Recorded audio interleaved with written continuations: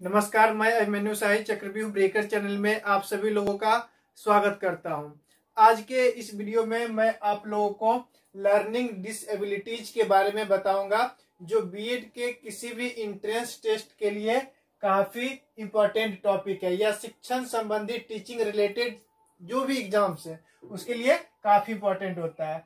हालांकि कई सारे डिसेबिलिटीज हैं, 14-15 तक डिसेबिलिटीज के नेम्स हैं, लेकिन मैंने यहाँ पे सिर्फ 8 डिसेबिलिटीज को लिखा है जो कि वेरी वेरी इंपॉर्टेंट। ये सारे VVI हैं, ठीक है। इनमें से कम एक क्वेश्चन जरूर आएगा, या मैक्सिमम 2 क्वेश्चन भी आ सकता है। अभी तक 3 से 4 बार जो एग्जाम हुआ है बीएड एंट्रेंस टेस्ट का, उसमें 1 क्वेश्चन हर बार आया है।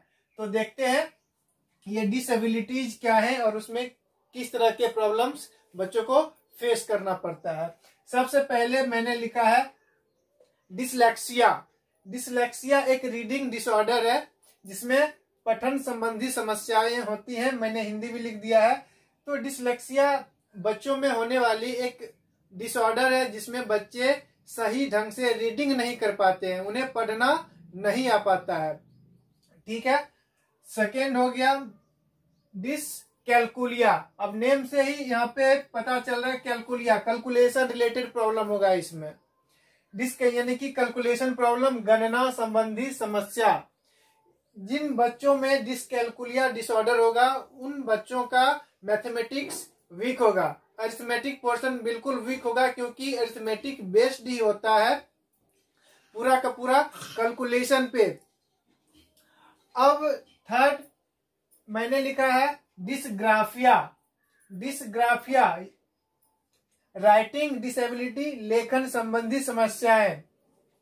इसमें लिखने में स्टूडेंट्स को प्रॉब्लम होता है, राइटिंग में प्रॉब्लम होती है, ठीक है। बच्चे सही ढंग से एक लाइन में या हॉरिजॉन्टली या वर्टिकली नहीं लिख पाते हैं।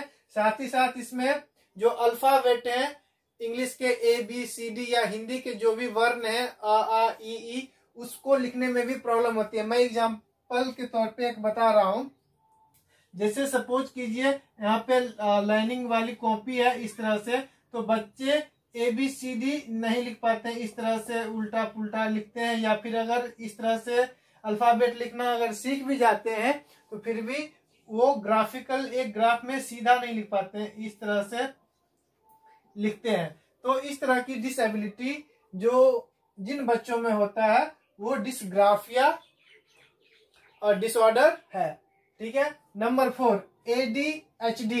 इसका फुल फॉर्म है attention deficit hyper activity disorder.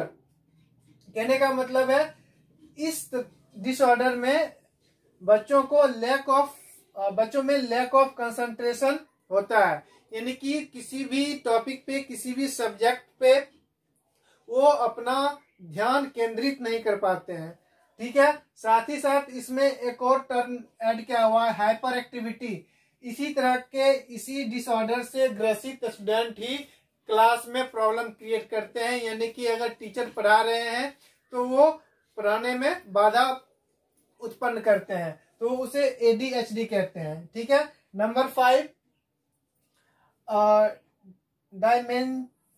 डायमेंशिया weak memory power less logic. Dementia disorder में स्टूडेंट्स का मेमोरी पावर बहुत वीक होता है, बहुत ही स्मरण शक्ति बहुत कमजोर होती है, यानी कि वो सबसे पहला नंबर तो याद ही नहीं कर पाते हैं किसी भी फॉर्मूला को, किसी भी टेबल्स को, या फिर अगर याद कर भी लेते हैं तो जल्द ही भूल जाएंगे, ठीक है। साथ ही साथ लेस लॉजिक, यानी कि तर्क शक्ति भी उनमें नहीं होता है, या बहुत ही कम तर्क शक्ति होगा, वो तर्क वितर्क भी सही तरीके से नहीं कर सकते हैं, जिसमें डिमेंशिया डिसऑर्डर होगा। नंबर 6